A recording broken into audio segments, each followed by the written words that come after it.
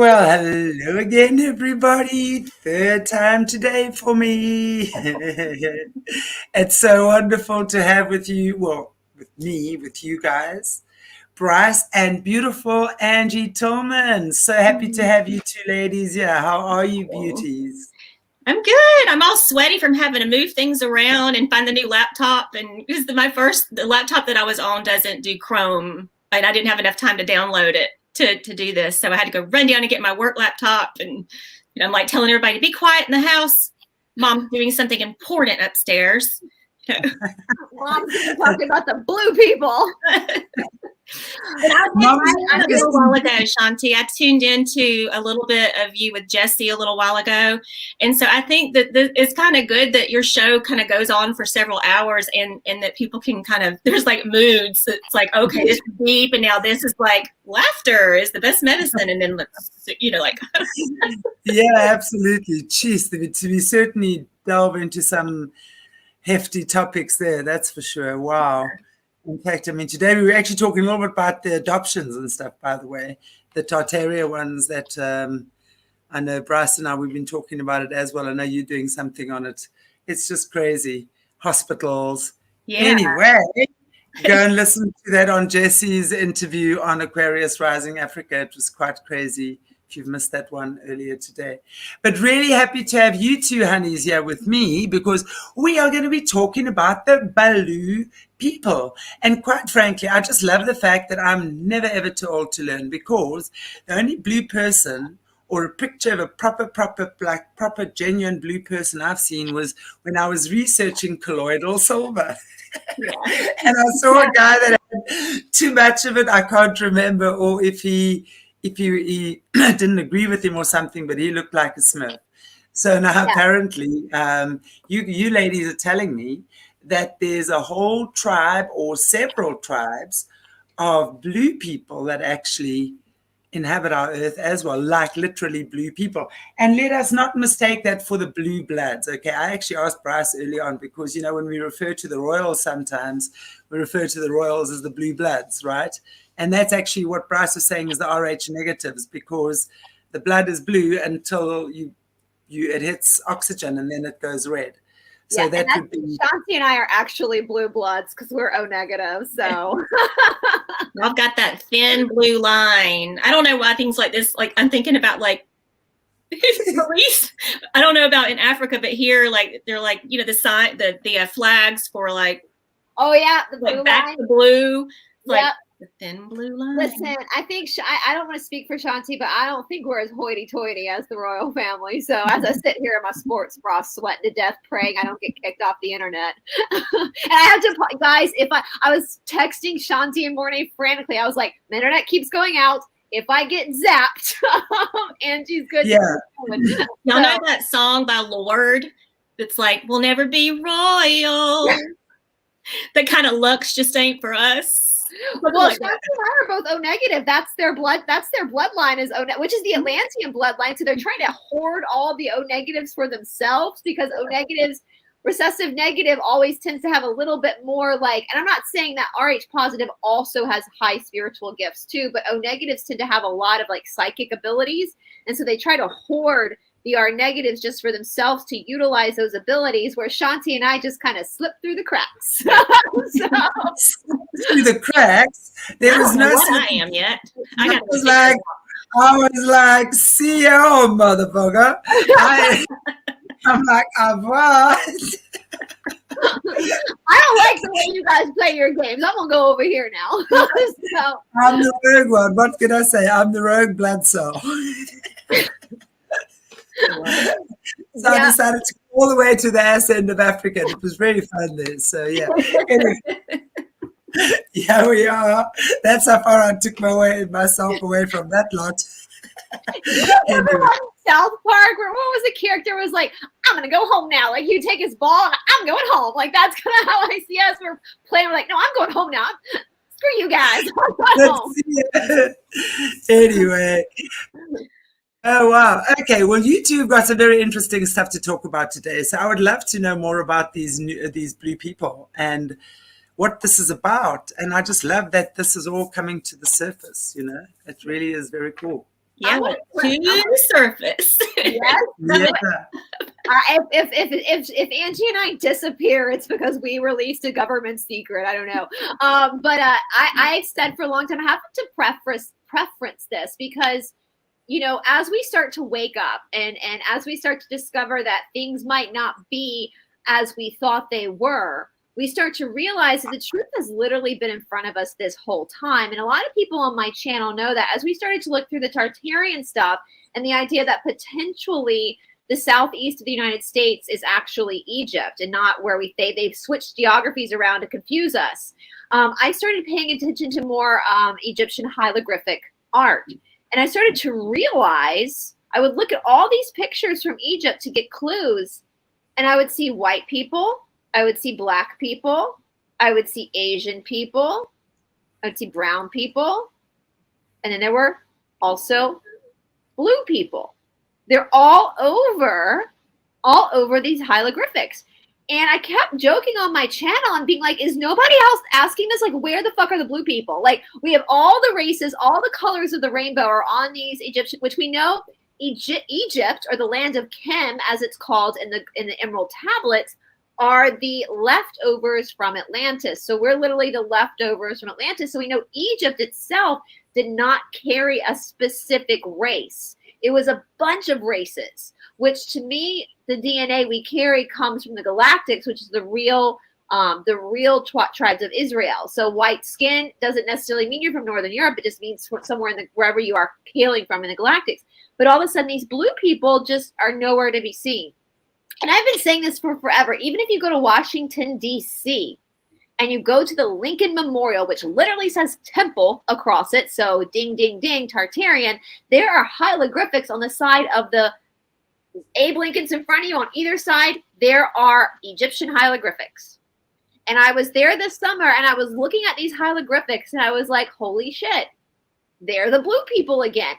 How come nobody is asking this? How come nobody is raising their hand going, why are there blue people? Why are all the Hindu deities blue?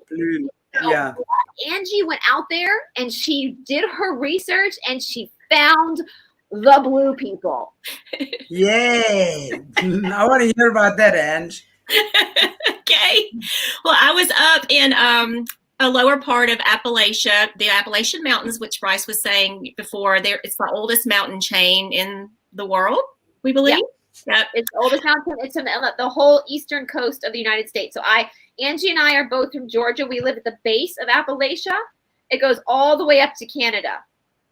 The rolling hills of Virginia. It's a beautiful mountain chain, but one can get lost in this mountain chain. There's crevices of this mountain chain that I'm sure don't get touched by humans that often. Deep down in the holler, but that's what they call it.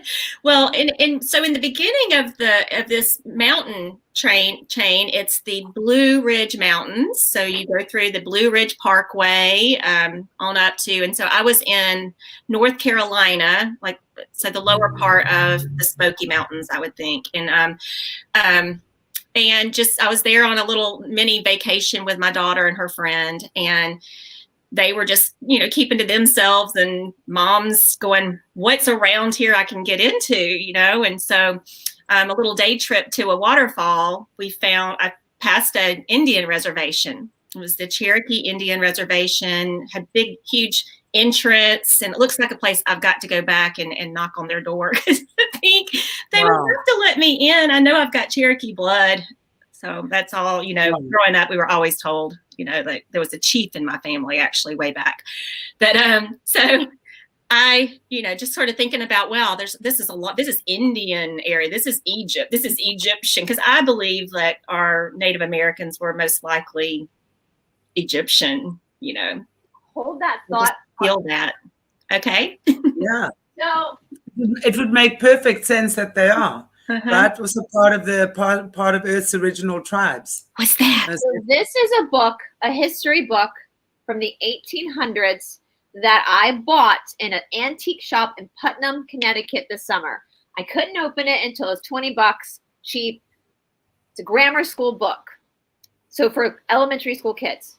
It's an American history book. In this book, they tell the kids from the 1800s that the Native Americans, now Angie, when being born in the 1900s, we were told that Native Americans were like Asian, right? So they came across the Bering Strait, they were Asian.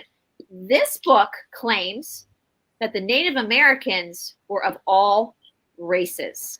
I believe it because, well, I'm also digging into the whole Laurasia thing when everything split. Wow. And that's another whole topic with the ginseng. I've been looking into ginseng and where it comes from, and a lot of people in this area that we're talking about, Shanti, there are a lot of people, native people, that would be the ones that are talking about inbreeding. They love to make all these people seem stupid, dumb, backwoods. They know nothing. Yeah, it's true. It's true. The rednecks, right? Is that the rednecks? Yeah, the rednecks. And they call them the hillbillies, Hillbillies, yes. They've done a good number trying to smear the American people as well as smear the Southern people of America, which makes me go ding, ding, ding. What's here that they're trying to hide? Yeah. And Angie's right. They do Mountain Folk, Deliverance, the movie Backwoods. Yeah. It's the most beautiful. And I have traveled the world. I've been to Africa twice, India. Movie Deliverance. The movie Deliverance. It takes place in North Georgia. The guy who wrote the book went to my high school many years before I went to that high school. That is the most insane, horrific movie. I watched it, if it's the same one, right? With these guys that get lost in the woods. Is that the one? They go on a rafting trip through the Appalachia. Yes. That's Appalachia. Yes. And where the mountains, so the southern part of Appalachia where Angie and I live, North Carolina, Tennessee, it's called the Smoky Mountains, this section, because clouds literally get stuck in the mountain. You can look up pictures of this if you're not from America. If you're from the Southeast, you're very familiar with the Smoky. You know what the Smoky Mountains are. And that actually comes in some research you found where people talked about the island with clouds. Like there's the smoke gets stuck within the mountains. And so the oldest mountain chain in the world. If you remember, guys, on my channel back months ago, I think we spoke about in Aquarius Rising Africa as well. We did a breakdown of the state Tennessee, which is in the Smoky Mountains it's just north of where Angie is actually really close to the state line of Tennessee. So the original spelling of Isis, as in the Egyptian Isis, was Esse. That's how you spell Tennessee. That's how you spell the Essenes. Okay? So Tennessee means the country of Isis. So we know the controllers have to tell us the truth somehow. And if we don't research it, then shame on us, right? So Tennessee, this long state that goes across the Southeast, is where Memphis, Tennessee is, where the Mississippi River, aka the Nile River, runs through. And if you're on the Tartarian groups on Facebook, they show pictures of the Sphinx that was in Memphis, Tennessee in the early 1900s. Yes. They removed it and put it over on Africa. So they're telling you that from Washington, D.C., where the Lincoln Memorial Temple, Isis Temple is, all the way down to the southern part of Florida, all the way across to Texas, that was or is the real Egypt. And if this book is correct, from the 1800s, which I was about to say I reckon it is, the Native Americans were not Asian, only Asian. They were all races. They were white. They were black. They were, there goes one of my videos. They were brown. They were yellow. And they also were blue. Well, what do the Egyptian hieroglyphics show us? Blue. All races. And so, Angie, you want to tell them where we found these blue people, or where you found these blue people? Yeah. But so there's also, like, in the same area with the Native Americans, the Indians. There's right up and starts in North Georgia, the Trail of Tears. Mm-hmm. So I was just looking into all these different things, and one of the stories was that there were fairies, and that when they cried, their tears turned into little crosses, so you can look up fairy crosses, and people find fairy crosses along these trails in North Georgia, like the town of Blue Ridge. I know my best friend took her kids up there. She was telling me, she was like, oh yeah, we went on a horseback ride and the kids found fairy crosses everywhere.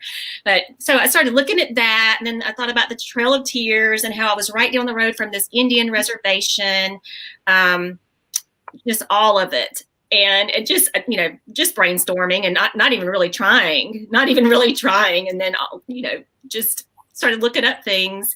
And then I started reading about how the Native Americans discovered blue people underground. They would talk about blue people underground. And underground as in tunnels, like how underground? Like what is this, inner earth? Or are we talking, what's this, Agartha? I'm thinking it's an inner earthy kind of thing, it's because Agartha-y to me, yeah. Yeah, because they talked about, like, they would have gardens, and they would only come up and tend their gardens at night. But you would never see the blue people until, like, you would see them at night. And a lot of them maybe had larger eyes because they came out at night more. I mean, there's a whole, and I don't even understand that part. So there's, like, the first thing I found were moon-eyed people, and that was the ones underground with the big eyes, the nocturnal ones. And like alien-looking ones. Are those the ones with the alien that look like the aliens? Yeah, maybe there's a little statue that somebody found, and it's in a museum in North Carolina. It's two moon-eyed people. Looks like it's made of maybe limestone or granite, and they're attached to each other. They're in a glass case in a museum in North Carolina. And they're the moon-eyed people, but supposedly, like, there are stories from the Native Americans that these people really exist, that the little people, I've even heard, Bryce, have you heard about the mass graves they found? Where, well, that wouldn't shock me, because I personally believe, this is just my opinion, that mass grave sites were created after the mud floods, because I believe that our ancestors actually cremated, just like the Hindus do today. Interesting comment. Now, as far as I know, Donald Marshall, let me just get this straight, if I remember correctly, who Donald Marshall is. And if I'm wrong, please just correct me. Wasn't he the guy that was cloned? So wasn't he the guy, or the supposedly cloned, allegedly, let me say that, as well. And he talks about, he says he saw blue people in the underground base cloning centers. He said they walk looking normally monks during the daytime. What do you say about that? Well, I think so. We have to always remember, guys, I'm going to say this again. The darkness cannot create anything. So whether you think blue people are good or bad, remember, before we get into these people, is that this is the color of their skin. Right. In my opinion, this is another race of people, just like white people, just like black people. So to immediately just paint someone as evil because of the color of their skin is no different than saying somebody white is evil just because they're white, or is evil just because they're black. So we have to be very careful about that. And maybe the Illuminati, or the controllers, I'm going to be careful what I say, are trying to clone blue people. Maybe they have something very special about their race, but you have to remember that God created these people blue. In my opinion, just because it's so wild to us to see this now does not mean that it was wild to our Tartarian or Atlantean ancestors. It was just like, I mean, think about that. If the blue people were as abundant as they are on the hieroglyphics, it would just be like walking outside and seeing a black person or a white person or an Asian person. No big deal. You don't even think about it. There's the blue person. And so now the thing about the blue people that we found, if you're saying they walk among us during the day, I would assume then what you're saying is that when they come up from the bases, their skin goes back to a normal color, so they're not noticeable. But the blue like people, blood. Yeah, like the blue blood, yeah. Like the minute it hits oxygen, it goes red. But the blue people we're going to talk about, they cannot change the color of their skin. Right. They are out about in life. And they have would say, they left out. Well, Amy Boyd, yeah, I don't think, I think that they blew out the song Jesus Loves Little Children. I have a feeling the cabal created that song, honey. I don't think that good created that song. So, because his name wasn't Jesus, right? His name was Yahshua. So I don't think that, that song has anything to do with the true Christ, to be honest. That's just like Jesus loves me, this I know, for the Bible, which is owned by the Windsor family. It's not owned by God, it's owned by the Windsor family. So let's talk about the Fugates. Yeah. So then I, just was like, oh my gosh, Native Americans talk about these blue people. So, you just do these little searches, or I did. I was like, the blue people of, Appalachia. And then it just brought up this family, the Fugate family in Kentucky of Troublesome Creek. And how, the story goes that they were blue and they were shunned by society and stayed all together and intermarried, and that's why there was so much concentration of blue people in this area. Wow. Yeah. Look at that. I mean, they're literally blue skinned. And so I'm gonna say this again one last time. We do not need to be judging the content of anybody's character, not to quote Martin Luther King or anything, but we don't need to be judging the content of someone's character by the color of their skin. So please be very careful with that, guys. Yeah, I understand that they consciously transfer from body to body. I get that. But we also have to remember, once again, the darkness cannot create anything. So these human beings that we're looking at pictures of are exactly like you and me. There are no...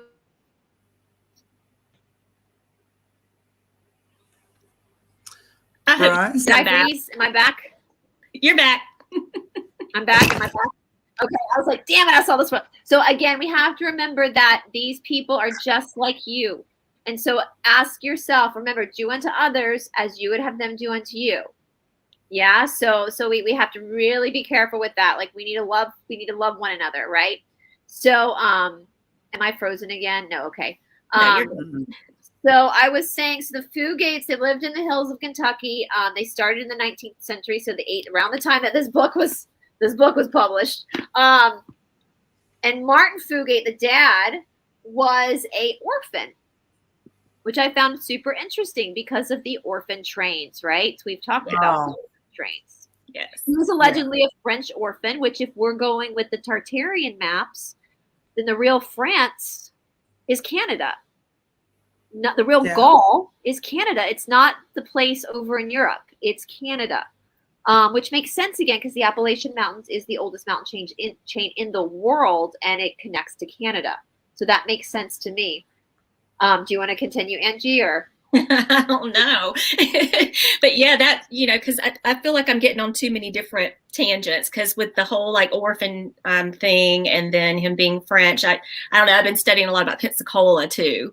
Yeah. And just a lot of French supposedly came over, into that area first, which led me also to the whole thing with the Low Country and the immigrants over there working in the oyster shucking. Which is where my dad's mom's family is from the New Orleans. Well, Pensacola, Florida is close to New Orleans, Louisiana, which I believe is the original Alexandria where the library was.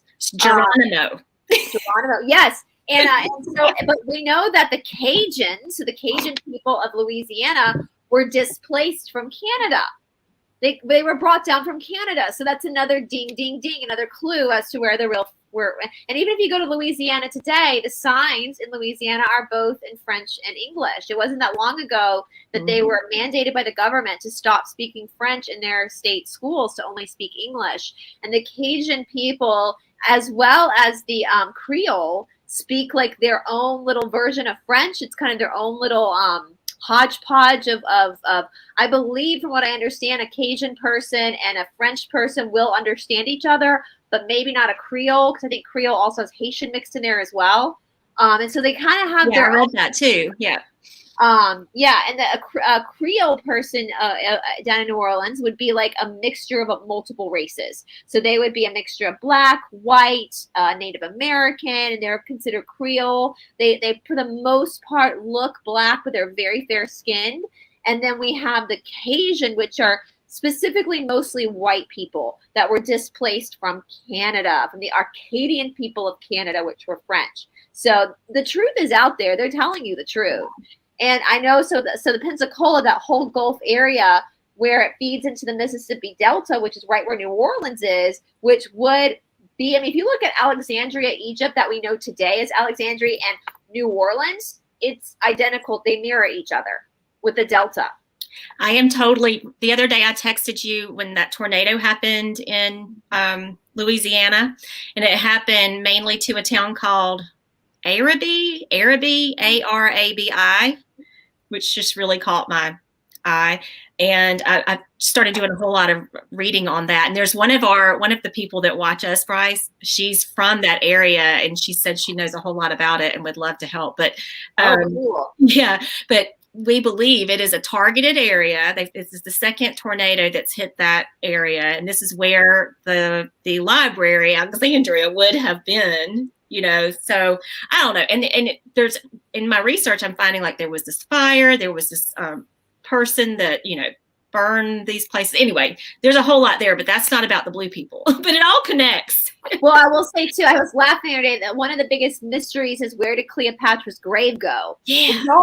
Y'all, we've been looking in the wrong damn continent this whole time. No wonder we can't find Cleopatra's grave. She's not over there. She's over here. She's probably buried in New Orleans. I've noticed a lot lately on your channel, you've been saying the word bayou a lot.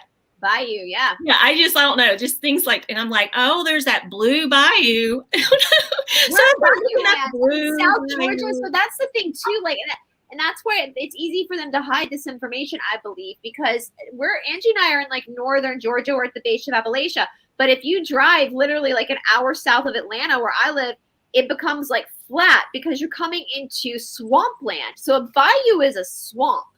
And we have all across the Southeast, I mean, down there in that bayou, like you can hide a body down there, and no one's ever going to find it. Like it's so they can hide stuff down in these deltas, in this muggy swamp. Yeah, you know, Delta Blue. I used to carry that rice in my store, Delta Blue rice. I mean, we got the Okefenokee swamp down here in Georgia, and there's alligators galore everywhere. I mean, it is man versus nature. Nature always wins. And so this is why it's so interesting. And we have you look at the palm trees of Egypt. We have palm trees in Atlanta. Mm-hmm. Oakland Cemetery has a ton of palm trees. Like I know Atlanta itself is considered the same zone as Florida, or the same weather zone. Yeah. And so with the blue people, it makes sense that we're looking at all these Egyptian hieroglyphics, and we say, okay, but Egypt is not it's not in Africa. The original Egypt is here in the United States. Okay, so we know Tennessee, the country of Isis, the Appalachian Mountains, and we have this Fugate family that, if we look at the mud floods, the orphan Fugate, Martin Fugate, was sent down. We have this thing in the United States on the East Coast, going into the Midwest, called land grants. And I've been kind of tempted to cover land grants on my channel, but I'm kind of glad I haven't yet, because when I was going to cover them, I wasn't aware of Tartaria. And I think knowing about Tartaria gives a completely different perspective on what a land grant was. Mm-hmm. So land grant, they tell us in our controlled educational system that when the settlers, which I don't think any of us actually settled here, I think all us white people are actually from this continent because of Tartaria, came here, they say they kicked the Native Americans off the land, and then they gave a bunch of land to the white people. I don't know what the truth about this is at this point. I believe they took land from white people, Native Americans. They took land from all of us and turned it into these national parks. Yeah. Well, now I'm wondering if the death of a bunch of these Native Americans weren't necessarily from smallpox or diseases as they claim, but because of mud floods. Yeah. That's what I'm thinking now, and they've just created this whole story around where all these people go. So why would they hide the truth about the mud floods, though? I'm just interested. Because I think that makes us know that we are Atlanteans. I think they don't want us to know about Atlantis. I think they want us to think that we're not powerful. I think if we believe the narrative that we came from monkeys, then we can believe we're just an accident of nature. And if we actually know that I think that's why they inverted the Bible and made and made the 12 tribes of Israel come from Jacob, where Jacob, we know all the 12 tribes of Israel in the Bible are the controllers. They're the controllers. They're the bloodline of the controllers. They're not the good guys. And so I think that it's to hide the truth about who we really are. And they put the truth in front of us with naming Tennessee, Tennessee. They put the truth in front of us by keeping all the hieroglyphics of Egypt, but we just never stopped to say, like, wait a minute, until this Great Awakening. And so the Fugates were given this plot of land during the land grants.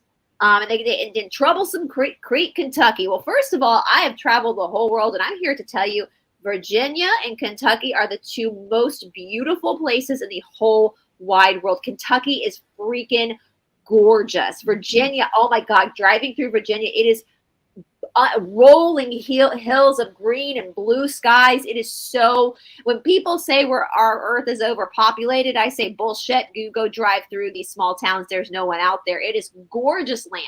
This is horse land.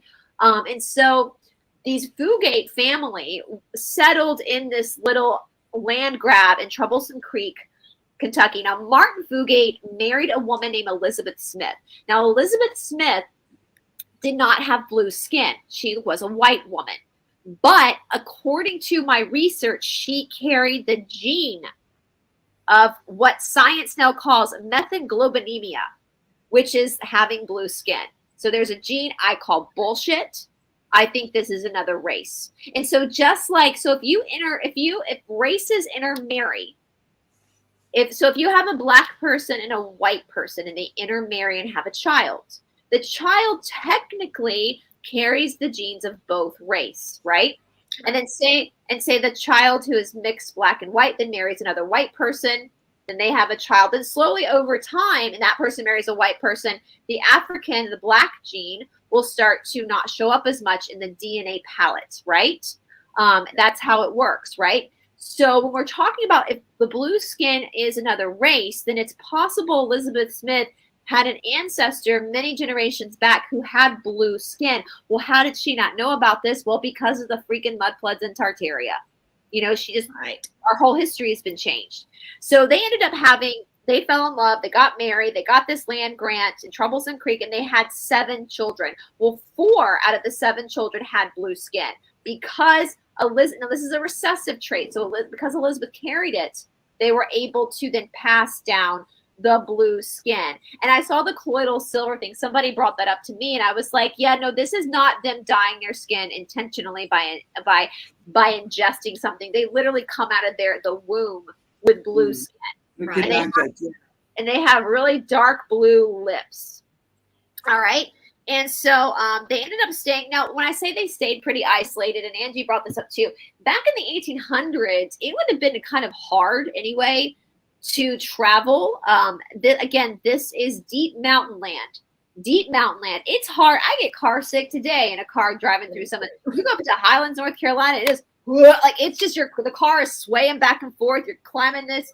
I mean, talk about freaking car sick. I don't know how many people have to hang their hair out the women just to vomit. So it's hard today to travel through the mountains, right? It is. I just drove my car up through Appalachian to get to DC, and then drove it back again to get to Connecticut, and my car would like kind of. It was like having trouble trying to get up the mountain, you know. I always have to drive. I can't be a passenger in the car because I'll be sick. Yeah, it's hard for us in 2022. I can't imagine how difficult it would have been to travel in the 1800s, over 100 years ago. Bless you. Bless you 3 times the charm. You're so good looking. I know. Well, she'll be coming around the mountain when she comes. She'll be coming around the mountain when she comes. And so I could understand in the very beginning, maybe there had been more blue people, but they just kind of stayed isolated because it was too difficult to really travel outside of their area. And so they did start. And then as time passed and there wasn't as many blue people, they did become a bit of a spectacle.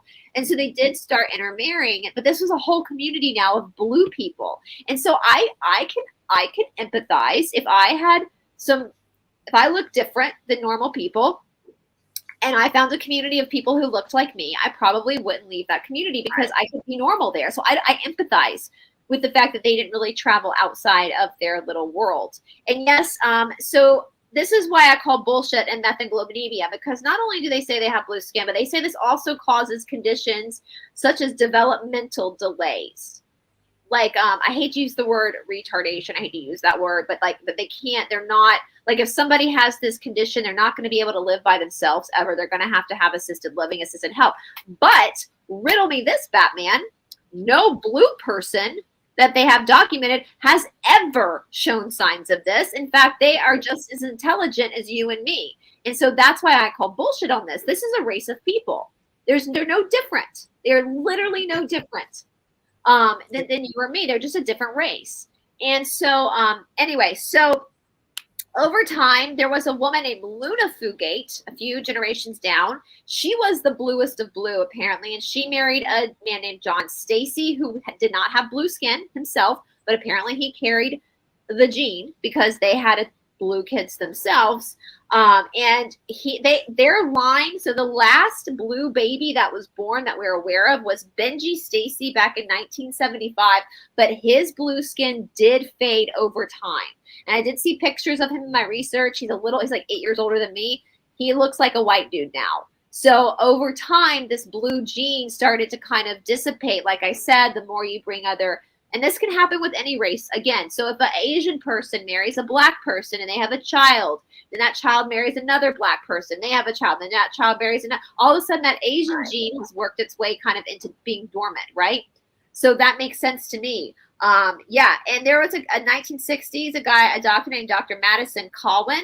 He was a hematologist at the University of Kentucky, and he actually went searching for the blue people because he's a blood doctor, so he wants to study these people. He worked with a nurse named Ruth Pendergrass, and I thought it was so sad, because they talked about in the 1960s where they wanted to study the blue people. They wanted to bring them in and do these experiments on them. The blue people, the Fugate family of Kentucky, was so nervous to come into mainstream public to be made fun of that they wouldn't come into. They had to be like brought in the back so that no one would see them because they didn't want to be made fun. That just makes me want to cry. They didn't want to be made fun of sitting in the waiting room at the clinic waiting to be seen by the doctor. I mean, that just broke my heart. Like that, these people were so embarrassed by having blue skin that they didn't want to leave their community, even if they thought that this doctor was doing some good and trying to help them and figure out why. They just that just really hit me hard. Like the fact that they would be so nervous about being made fun of as full grown adults. Like I just want to cry because it's like how had they been made fun of before? And so yeah. There was Oprah, apparently. Somebody left a comment on that Oprah apparently back a while brought a blue person on her show to talk about it, which we know Oprah is a controller. So there you go. They're showing us. And the same person commented that she saw a man in Detroit who appeared to be black, but he had a very blue skin. And so so that's what I'm saying, guys. I think so. The blue gene can show up in what we would call all races because it is its own race. And so with the interracial marriages happening, that's what's happening. And so the blue gene will pop out every now and again. I hope that makes sense. There's also in 1942, there was the Blue Men of Lurgan, Ireland. Same thing. Two brothers that have blue skin. They were also normal as far as everything else, normal intelligence level, everything else. There was nothing. So again, I'm calling bullshit on this diagnosis with science, is methenglobinemia, or however you want to call it, because it's almost like they're trying to make people fearful of this thing when it's literally just a race of people. And so I know you brought this up, Angie. What about the blue people is so magical then that they're trying to? That's what I was just thinking again. Yeah, I was going to say there's a reason why they're obviously harnessing them or keeping them secret or tried to wipe them out, or but then you said, keeping them isolated. Mm-hmm. Yeah. And I know there are some in Africa as well. Yeah. They call the Torags, the Torags, and I find it very interesting that a couple of years ago, VW brought out a vehicle called the Torag, and it's spelled exactly like the Torag tribe in Africa, which is from North Africa, and I've only just started checking into it now, but literally from Egypt, North Africa, there. They are known. But there's also another tribe that actually is also known as Africa's blue people, but that's really from the dye on their clothing that they wear, because they obviously make their own clothing and they dye their own clothing. So the dye turns the skin blue. Okay, Bryce has popped out. Well, do you ever listen to Eric Clapton? Yes, I used to. Yeah, I know, right? But the other day, one of his songs came on, and I just heard the line, "Just a toe rag on the run," and now he's saying toe rag, right? So I'm like, what's a toe rag? So I look it up, and it's like, it's basically a shunned person, a person that a scavenger. That could be what they were then maybe naming the vehicle after. But then I'm interested did that name then come from the tribe? I must actually look into that, because it's the Tuareg tribe, the African Tuareg tribe, which is more from North Africa. That's what I was saying earlier. It's like, I need Bryce to keep me on track, because my mind just goes like to all over the place. Like it always does. But well, that's very interesting. Very interesting. So do we know any of their magical spiritual gifts? Has any of that come to light about these people? Not that I know of. I mean, I'm sure Bryce did some more research, and I can pull up and put my glasses on and I'll pull up what she sent me. But at the end of our little snippet that we did last week, we found that there was a prophecy, a lost prophecy of the blue people. And let me see if I can find her notes. She just said Shiite. My internet went out completely. Lost prophecy of the blue people. Yeah, it says, let's see. I don't know if she sent me that part. Okay. She didn't send me that part. But yeah, it was a prophecy out of a tribe, I believe, up in Canada. And I've already forgotten what they were called. Amraba, I forget how to spell them. ARM. Amaraba. Let me look it up. And there was a whole prophecy about how the blue people in the end times would resurface, would come back. Here comes Bryce. She says her internet's gone completely. Blue. Yeah, there's a reason, as with everything, when we're looking at the white animals as well, like the white lions, the white animals, according to the African shamans, that's, every time a white animal, as in a white lion, a white tiger, white peacock, it's Earth, it's another one of God's rays hitting planet Earth. And then again, that's also one of the reasons why we're looking at the white lions, for example, that when the trophy hunters come, they have such a big price on their head, so there's definitely something there. So I'd like to, spiritually, what they would be about then, what would that be? And if anyone in the chat has any information on that, I wouldn't mind hearing if anyone there knows what that could be about, because spiritually it would be necessary, obviously, for them to be able to get those gifts or harness them for those gifts. There would be a reason, right? Right.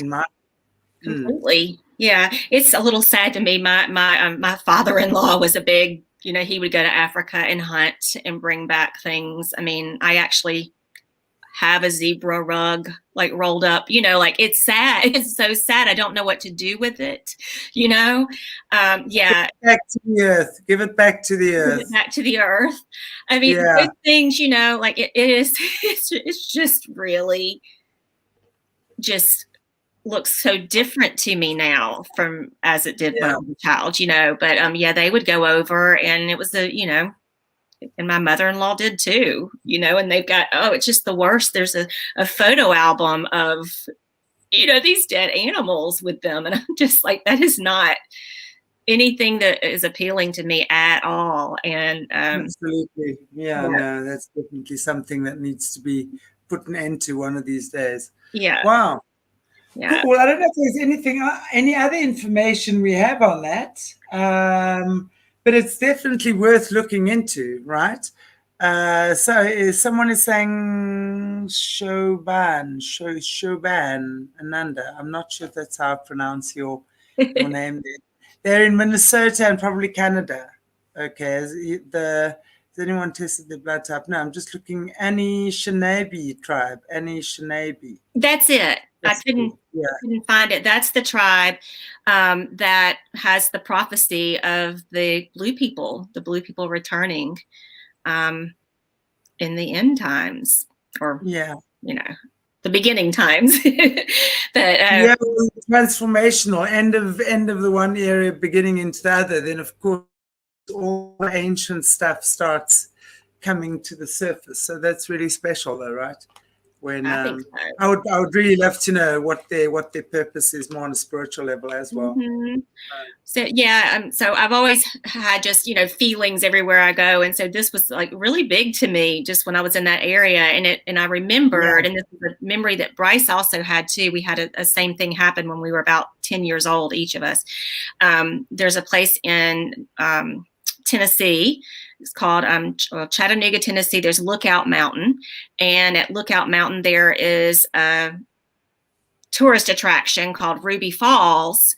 And when I was 10 years old, I went there with my family and my friend, and everybody. You go down an elevator down into a cave, I guess. I mean, it's way underground, and you come out, and then you still have to go down a ways.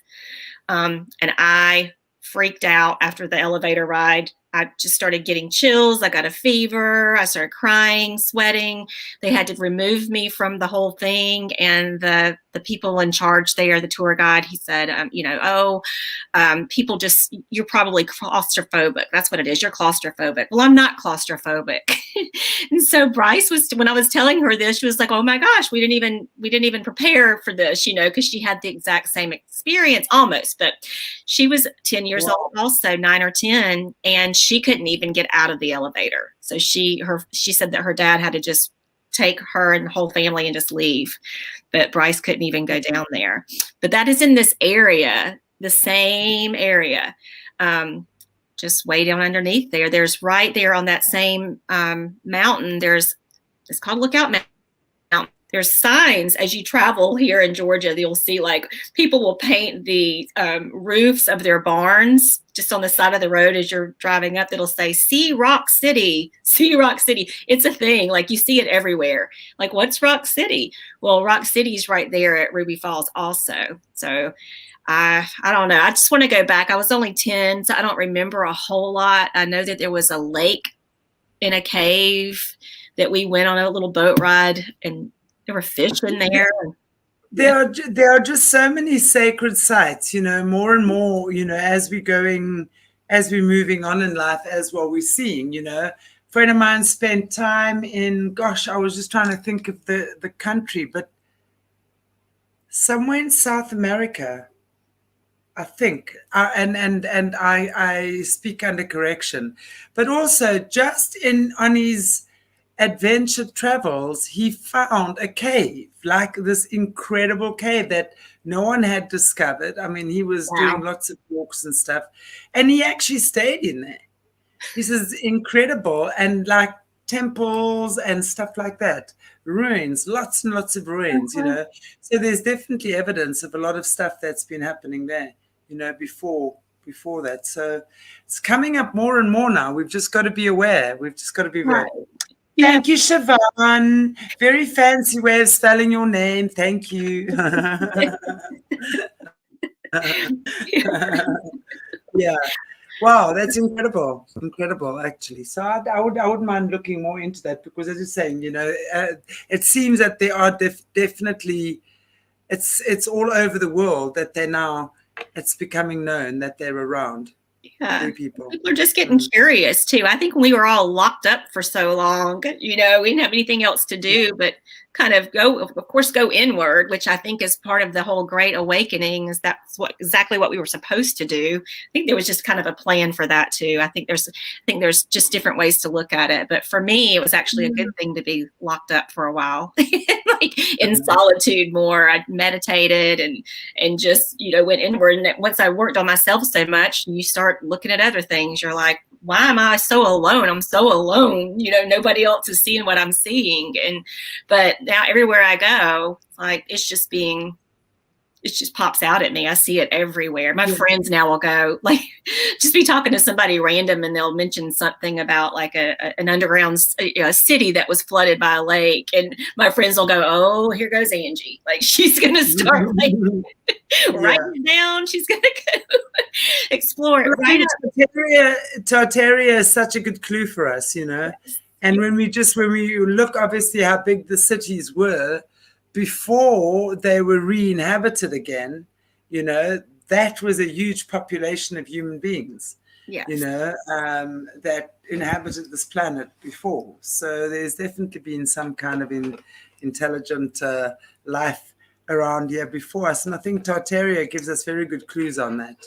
I do too. I believe in the whole Tartarian thing. And I had a dream. I live in Athens, Georgia. So, the whole like Athens, even the name, Athens, we talk about this being Egypt. We've got Georgia has, Athens, and then down in South Georgia, Cairo. We pronounce it Cairo, but Cairo, it's spelled like Cairo, Egypt. All that. I mean, it's all connected. It's got to be, Shanti. But But I had a dream once that I was walking in a very familiar part of my town that I drive frequently. But I was walking and everything was just black and white kind of, and I was walking barefoot and all the sidewalks and all were just crumbling underneath my feet, and all the building and all the shops that I was passing by, which now they're all like ugly little, cheap buildings everywhere, not beautiful at all. But in this dream, the road that I was walking down, which is very popular here in Athens, it's full of little strip malls, ugly strip malls, it was beautiful. It was beautiful old architecture and it was all crumbling. I'll just never forget that. It seemed so real. It seemed like that I had actually been there before. And yeah, it was like a past life memory surfacing. And I think stuff like that are always very important to follow up on. So it's great. Yeah. Wow. Yeah, I need to go back and just really, now that I'm not afraid to be the weird one anymore. For a while I was just staying quiet. Now I'm like, hey, I'm going to be over here on Baxter Street for a little while. Like, what's under the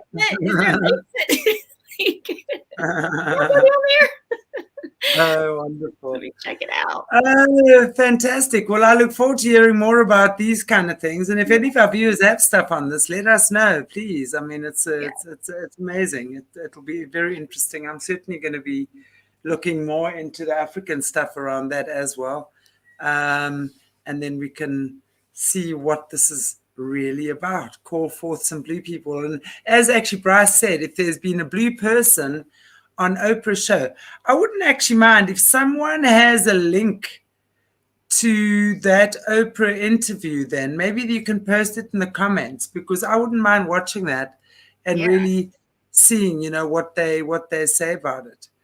So we can take it from there. If you guys have a link for that interview, or and as you say, I mean, we all know Oprah is a member of the cabal.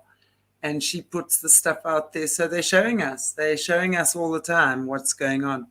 Well, and in that, I just looked it up, and it sounds like it's the person that you might have read about that literally turned blue after taking copious amounts of colloidal silver. Oh, the colloidal silver guy. Okay, I'll look at that. The colloidal silver guy. Yeah. Okay. Not a blue tribesman, yes. Yeah. But who knows? I don't know if that I believe anything that I read or It's, you know, and it's up to us to rediscover that. And, you know, that's what we're doing on these channels, is that, you know, we're all doing our own thing, bringing in a little bit of the piece of the puzzle, you know, and we recreating Earth's original glory. And I think this is just the beginning. What we're doing right now is we're really doing the hard work. We're breaking down that Berlin Wall type thing. And it feels like sometimes we're doing it with a teaspoon. But nonetheless, we are doing it. Yes, we are. Hey, guys. So much fun meeting you. Thank you. Yeah, it's been so good to meet you, Angie. Thank you so much. And I know, Bryce, I don't know where you are, but thank you so much as well for your wonderful input as always. Thank you from Morna in the back room. Thank you to all our beautiful viewers. I really, really appreciate you. Look forward to learning more about the blue people. Wow. Blue tribes. There's just, it's amazing what we're rediscovering now. And it's just so exciting to be part of this team that does this. Team Rediscovery. That's us. God bless you all, guys. Take good care of yourselves. Like, share, subscribe, get the word out there. We really appreciate you. Leave some comments. Like to hear your feedback. If anyone knows anything about any of these forgotten tribes, it's really amazing. In fact, just before I end off, one of my good friends, also Yana Smith, I've done 2 interviews with her before. She's currently doing a PhD. She's Namibian on the human-animal